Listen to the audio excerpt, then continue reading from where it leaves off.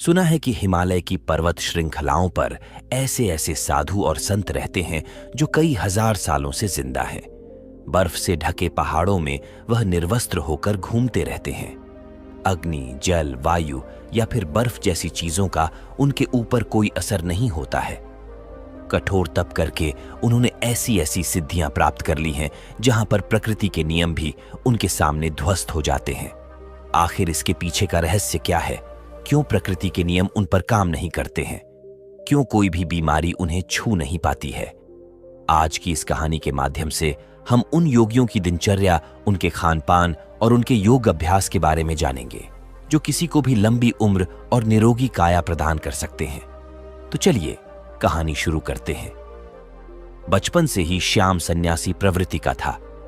जब वह पैदा हुआ था तो पंडित ने भी उसकी कुंडली देख देख कर यही बताया था कि यह बच्चा बड़ा होकर कोई साधु बनेगा। स्वाभाविक रूप से श्याम के माता पिता को यह बात अच्छी नहीं लगी। कौन माता पिता अपने बच्चे को साधु के रूप में देखना चाहता है? इसीलिए उसके माता पिता अक्सर उसे सन्यासियों से दूर रखने की अपनी पूरी कोशिश करते थे। जब भी कोई साधु उनके घर पर भिक्षा मांगने के लिए आता तो वह उसे बाहर भी नहीं आने देते थे। उन्हें ऐसा लगता था कि श्याम कहीं सन्यासी से प्रभावित होकर हमें बिना बताए छोड़कर ना चला जाए।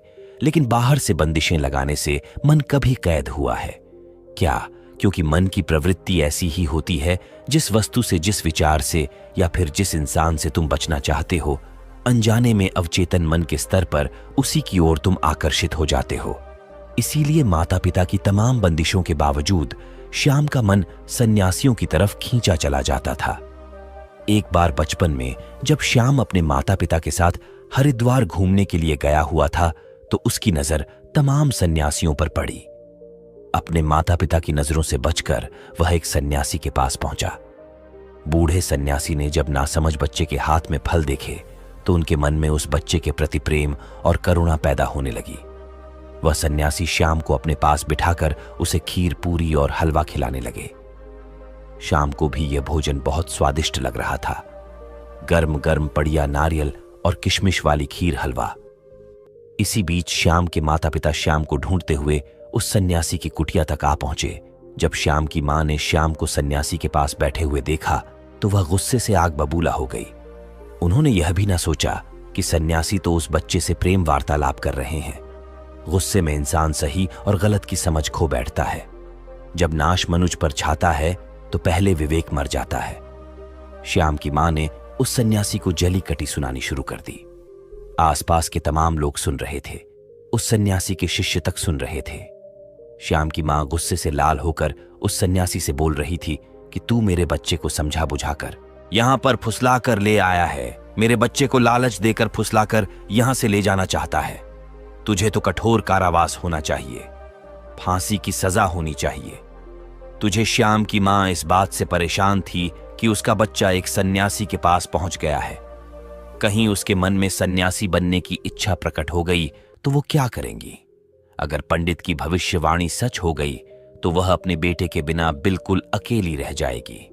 आसपास की भीड़ ने श्याम की मां को समझाने की कोशिश की। उनको बताया कि सन्यासी कोई ऐसे वैसे आदमी नहीं है, वो बहुत सालों से यहां पर आश्रम चला रहे हैं। जब श्याम की मां अपने बेटे का हाथ पकड़कर वहां से ले जा रही थी तो उस सन्यासी ने बड़े प्रेम और करुणा से एक बात कही। उन्होंने कहा कि बहन जी, आपका बच्चा बहुत गुणी है, वही होगा जो लिखा हुआ है। तुम अपने पास वायु को कैद नहीं कर सकती। जो बच्चा लाखों लोगों के रास्ते का दीपक बनकर पैदा हुआ है, उसको तुम सिर्फ एक कमरे को रोशन करने के लिए नहीं रख सकती। ये बात जितनी जल्दी समझ जाओ उतना अच्छा होगा, उतना कम कष्ट होगा। श्याम की मां सन्यासी की बातें समझ रही थी। उन्हें पता था कि सन्यासी किस तरफ इशारा कर रहे हैं। खैर, घटना आ ही गई हो गई। समय अपनी रफ्तार से चलता रहा और अब श्याम बड़ा हो चुका था। उसने एक कॉलेज में एडमिशन ले लिया था। योग, आध्यात्म और मनोविज्ञान के बारे में पढ़ाई कर रहा था। कॉलेज की तरफ से उसे एक प्रोजेक्ट पूरा करने के लिए मिला। प्रोजेक्ट का टॉपिक यही था कि लंबी उम्र वाले स्वस्थ लोगों की दिनचर्या, उनका खान पान और उनके बारे में पूरी जानकारी इकट्ठी करके लानी है और कॉलेज में जमा करनी है। श्याम उन सन्यासियों की खोज में निकल पड़ा जो कई सालों से स्वस्थ जीवन जी रहे थे। बूढ़े होने के बाद भी उनके शरीर में एक चपलता थी। दृष्टि, कान और बाकी सारी इंद्रियां जिनकी ठीक प्रकार से काम कर रही थी। कई सन्यासी तो उसे ऐसे मिले जो 100 साल को पार कर चुके थे और पूरी तरह से स्वस्थ थे। अब धीरे धीरे अलग अलग सन्यास यूं से मिलने में श्याम को बड़ा मजा आने लगा, लेकिन उसके अंदर जीवन के उन रहस्यों को जानने की बहुत इच्छा थी जिनमें आम लोग कोई रुचि नहीं रखते हैं या फिर कोई विश्वास ही नहीं करता है। श्याम ने सोचा कि यही समय है। अगर ऐसे सन्यासी पृथ्वी पर बसते हैं जो 500 से 1000 सालों से जिंदा हैं, तो मुझे उनको खोजने का बहुत बढ़िया मौका मिला है। लेकिन समस्या यह थी कि ऐसे सन्यासियों को खोजा कहां जाए। ऐसे सन्यासी मिलेंगे कहां? तमाम किताबों को पढ़ने के बाद उसने एक निष्कर्ष निकाला। उसे पता चला कि ऐसे सन्यासी अगर मिलेंगे तो वह हिमालय की चोटियों में मिलेंगे, जहां पर आम इंसान जा भी नहीं सकता। लेकिन श्याम ने अपना मन पक्का किया। श्याम ने पूरा संकल्प ले लिया था कि चाहे रास्ता कितना भी कठिन क्यों ना हो, वह हिमालय की उन दुर्गम चोटियों तक, उन गुफाओं तक जरूर पहुंचेगा और अपने माता पिता को बिना बताए वह हिमालय की उन चोटियों की तरफ निकल पड़ा। युवावस्था के दिन थे, गर्म खून था, किसी चीज का कोई डर नहीं था और सबसे बड़ी बात, श्याम का भाग्य था जो उसे खींचकर उन योगियों के पास लेकर जा रहा था। उसने उन पहाड़ों को चढ़ने के लिए पूरी तैयारी कर ली थी। सर्दियों के मोटे मोटे कपड़े ले लिए थे।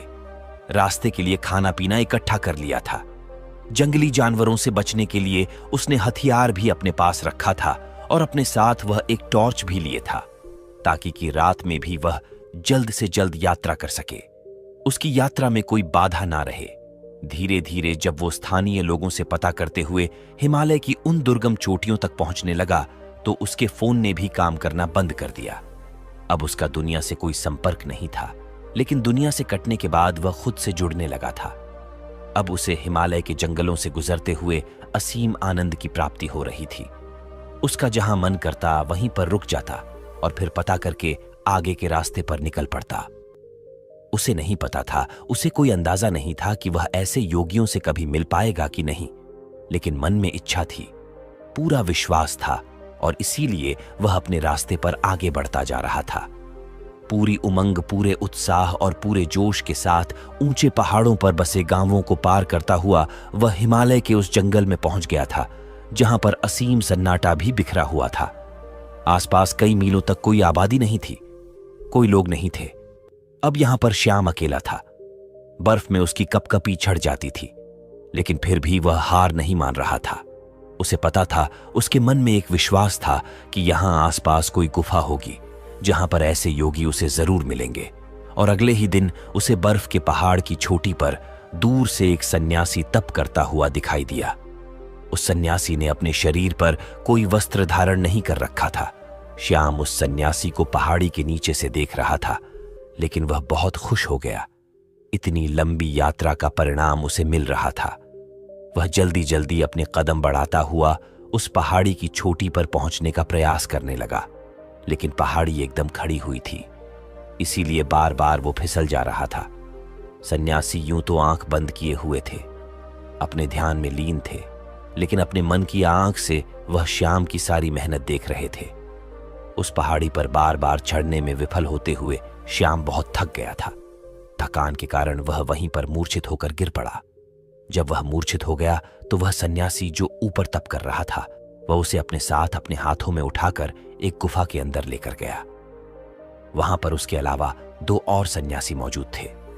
श्याम मूर्छित था, बेहोश था, उसके शरीर में बहुत थकान थी। उस सन्यासी ने कुछ पत्तों का एक घोल तैयार किया और फिर श्याम के मुंह में ऊपर से 2 बूंद डाली। अचानक से श्याम उठ खड़ा हुआ। उसकी सारी बेहोशी, सारी थकान एकदम दूर हो गई। होश में आते ही श्याम दोनों हाथ जोड़कर उनको प्रणाम करने लगा। बहुत खुश हो गया। श्याम ने उनसे कहा कि मेरी बड़ी अनुकंपा है कि मुझे आप जैसे दिव्य योगियों के दर्शन हुए। मैं आपसे कुछ सवाल पूछना चाहता हूं। आप इतनी बड़ी उम्र तक, इतने सालों तक कैसे जीवित रहते हैं? आपके शरीर में कभी कोई बीमारी क्यों नहीं होती है? अगर आप वह तरीका जानते हैं तो दुनिया को वह तरीका क्यों नहीं बताते? दुनिया में बहुत से लोग बहुत दुखी हैं। लोगों को नाना प्रकार की बीमारियां हो रखी हैं। उम्र से पहले ही वह बूढ़े दिखने लगते हैं, उनकी मृत्यु तक हो जाती है। तो अगर आपको ऐसे तरीके पता है तो आप लोगों को क्यों नहीं बताते हैं? इसका कारण बताएं। आप तो योगी हैं, आपको तो दुनिया की मदद करनी चाहिए। उसकी बातें सुनकर तीनों सन्यासियों ने कोई प्रतिक्रिया नहीं दी। ऐसा लग रहा था जैसे उन्हें श्याम की भाषा समझ में ही नहीं आ रही हो। श्याम ने जब यह महसूस किया तो उसने इशारों से समझाने का प्रयास किया, लेकिन कोई फायदा नहीं। अब श्याम उनको समझा समझा कर थक चुका था और एकदम शांत और चुपचाप बैठा हुआ था। वह सोच रहा था कि मेरा इतनी दूर आना एकदम व्यर्थ हो गया, एकदम बेकार हो गया। दर्शन तो हुए, लेकिन जो सवाल मेरे मन में थे उनका जवाब नहीं मिला। श्याम ने सोचा कि इतना लंबा सफर तय करके आया हूं, कुछ दिन इनके साथ रहता हूं, इनकी दिनचर्या ही देख लेता हूं, शायद उससे कुछ पता चल जाए। और यह सोचकर श्याम वहीं पर रहने लगा। सन्यासी एक दूसरे से बिल्कुल भी बात नहीं करते थे, एकदम मौन रहते थे, चुप रहते थे। किसी एक सन्यासी को दूसरे से अगर कोई काम होता तो वह बिना बोले ही एक दूसरे के मन की बात समझ लिया करते थे। अब श्याम को बेचैनी होने लगी। एक गुफा में चुपचाप बैठे रहना, भला इससे क्या होगा? यह कैसा जीवन है? सन्यासी बैठे हुए सिर्फ योग अभ्यास करते रहते थे, तप करते रहते थे। उनके चेहरे पर, उनकी आंखों में एक गजब का ठहराव था, एक गजब की शांति। जो भी उनके मुखमंडल की आभा को देख ले तो उनकी तरफ आकर्षित रहे बिना रह नहीं पाए।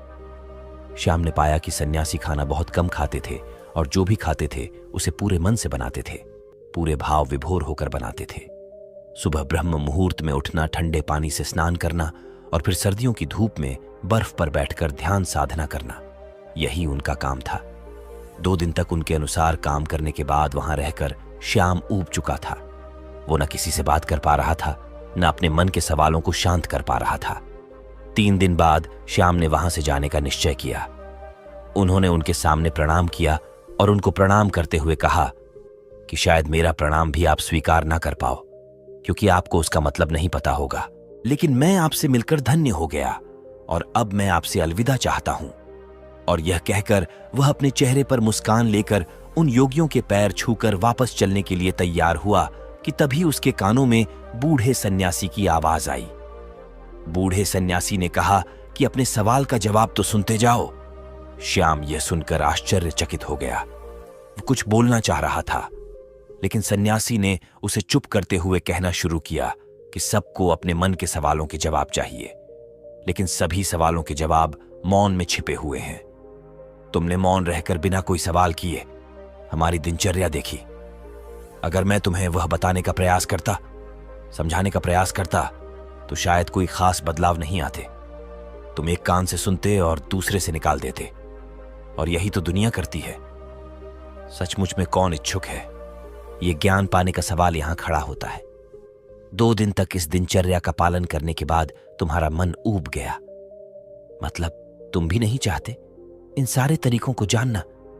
हालांकि तुम्हें पता है कि हमारे इस भोजन, इस दिनचर्या के कारण ही हमारा शरीर हमेशा निरोगी रहता है, हमेशा स्वस्थ रहता है, लेकिन तुम इसका पालन नहीं कर सके। 3 दिन तक भी नहीं कर सके। 4थे दिन तुम वापस अपने घर जा रहे हो। दुनिया में बहुत कम ऐसे लोग होते हैं जो मौन रहकर दूसरों का ज्ञान खुद प्राप्त कर लेते हैं। अगर तुम सिर्फ मौन रहना, चुप रहना सीख जाओ तो तुम दूसरों के सारे ज्ञान को ग्रहण कर सकते हो। बिना उससे पूछे श्याम ने मुस्कुराते हुए हाथ जोड़कर उस सन्यासी से पूछा कि हे मम्मन, यह बताने की अनुकंपा करें कि आप कौन सा योग अभ्यास करते हैं? क्या आपकी दिनचर्या है जिससे कि आप इतने सालों से जीवित हैं? आपकी उम्र दिखने में तो कोई 60 से 70 साल की लग रही है, लेकिन लोगों का कहना है कि आप 5000 साल से जिंदा है। क्या यह सत्य है? महात्मा सन्यासी ने मुस्कुराते हुए नादान और भोले श्याम के सर पर हाथ फेरा। उन्होंने श्याम को सबसे पहला तरीका बताया। उन्होंने श्याम से पूछा कि हमारे शरीर का सबसे बड़ा भोजन क्या होता है। श्याम सोच में पड़ गया। उसे कोई जवाब नहीं मिला तो सन्यासी ने उसे बताया कि हवा हमारे शरीर के लिए सबसे बड़ा भोजन होता है। हवा हम 24 घंटे खाते रहते हैं और हवा हमारे शरीर के लिए सबसे ज्यादा महत्वपूर्ण होती है। लेकिन आजकल के समय में पूरी हवा प्रदूषित हो चुकी है। इसीलिए जो प्रदूषण से भरी हुई हवा तुम्हारे अंदर जा रही है, वही तुम्हारे शरीर में बीमारियों को जन्म देती है। इसीलिए अगर तुम घर पर ऐसे कमरे में रहते हो जहां पर हवा का आना जाना कम होता है, जैसे कि एयर कंडीशन रूम में होता है, उसमें ताज़ी हवा का आना जाना नहीं होता, तो तुम्हें अपने कमरे में ऐसे पौधे लगाने चाहिए जो 24 घंटे हवा यानी कि ऑक्सीजन देते हो। छोटी छोटी बेल तुम किसी बोतल में डालकर अपने कमरे में रख सकते हो जो तुम्हें 24 घंटे ऑक्सीजन देगी, वह भी एकदम ताज़ी। और लोग दुनिया में यही भूल करते हैं। जिस सांस को वह ले रहे हैं वह कितनी शुद्ध है, इसका कभी आकलन ही नहीं करते। अगर वह लोग यह कभी सोच पाए तो शायद प्रदूषण से मुक्त दुनिया हो सकती है, हमारी पृथ्वी स्वर्ग हो सकती है। दूसरा होता है हमारा खान पान। अधिकतर लोग ज्यादातर समय खाते ही रहते हैं, लेकिन हमारा शरीर भी एक यंत्र होता है और उस यंत्र को भी काम करने के लिए आराम चाहिए होता है। इसीलिए हर समय खाते नहीं रहना चाहिए, कभी भी पूरा पेट भरकर नहीं खाना चाहिए। हमेशा अपने पेट में एक रोटी की जगह छोड़ देना ताकि तुम्हारा पेट हल्का रह सके, थोड़ा खाली रह सके और सांस लेने में भी कोई परेशानी ना आए।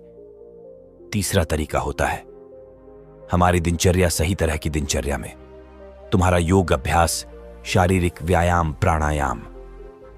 अगर तुम दिनचर्या के रूप में इन्हें कर रहे हो तो तुम्हारे शरीर में कभी भी कोई बीमारी आ ही नहीं सकती।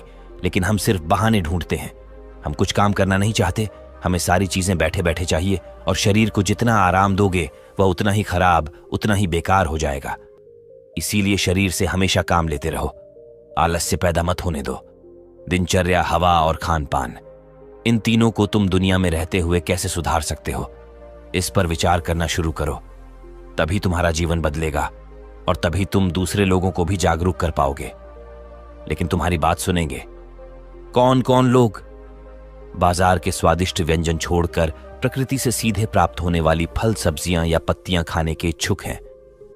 लोग तो वही खाना चाहते हैं जो उनकी इंद्रियों को आराम पहुंचाता है, जो उनको स्वाद देता है। देखने में भी वही देखना चाहते हैं जो उनकी आंखों को अच्छा लगता है, और इसीलिए उनकी इंद्रियां वासनाओं की गुलाम हो जाती हैं और धीरे धीरे वही हमारे दुख का कारण बनती चली जाती है। इसीलिए जिस काम में भी तुम्हें ऊब हो रही हो उस काम से बचने का प्रयास मत करो, उसी काम को पूरे मजे से करने का अभ्यास करो। फिर तुम्हारी इंद्रियां आजाद हो जाएंगी और उसके बाद तुम्हारा मन भी एकदम खाली हो जाएगा, वह भी एकदम आजाद हो जाएगा। फिर उसके अंदर वो भावनाएं पैदा होंगी जिसे हम समाधि कहते हैं, जो आनंद की चरम सीमा होती है। और ये कहकर श्याम के सर पर हाथ रखकर उसे आशीर्वाद देते हुए उन्होंने उसे वहां से रवाना कर दिया। तो दोस्तों, कैसी लगी ये कहानी आपको? कमेंट सेक्शन में जरूर बताना, और अच्छी लगी हो तो इस चैनल को सब्सक्राइब करके नोटिफिकेशन बेल को जरूर प्रेस कर देना। तो मिलते हैं अगली कहानी में, तब तक के लिए अपना ख्याल रखिएगा। धन्यवाद।